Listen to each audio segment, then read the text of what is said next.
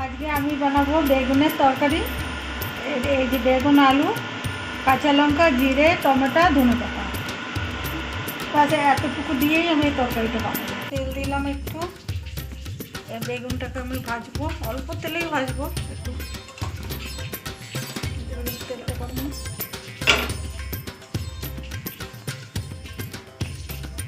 তেল গরম হয়ে গেছে, এই বেগুনটা দিলাম।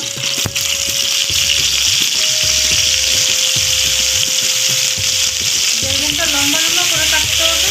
আবার এই বেগুনটা হালকা ভাজা হয়ে গেল, দেখতে পাচ্ছেন কত সুন্দর লাগছে, মাছের মতো হালকা ভেজে নিলাম। এবার আমি আলুটা ভাজবো। এই 5 ফোড়ন দিলাম। যারা 5 ফোড়ন খান না তারা কালো জিরে দেবেন বা সাদা জিরে দেবেন।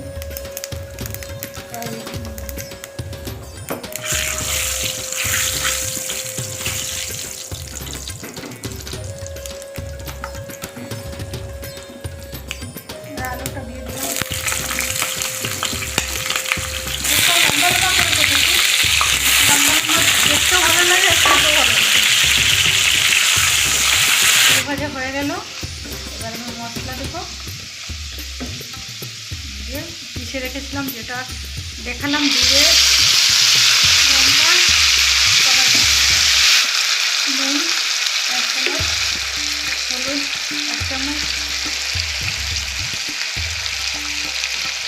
কাশ্মীরের লঙ্কা আপনারা যদি দেন দিতে পারেন, না দিলেও কোনো ব্যাপার নেই।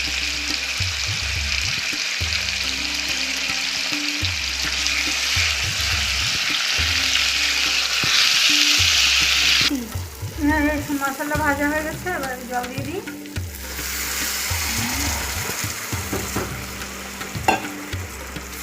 আর এর উপরে 2টো কাঁচা লঙ্কা ফেলে রেখেছিলাম,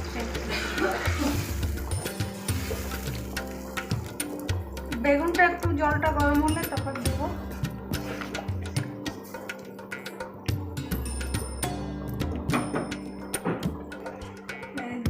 ঝোলটা ফুটে গেল।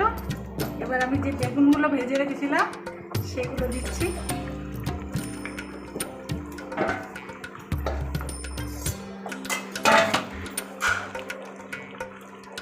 দিয়ে এটাকে ঢাকবো, তাহলে যা কাঁচা আছে সিদ্ধ হয়ে যাবে।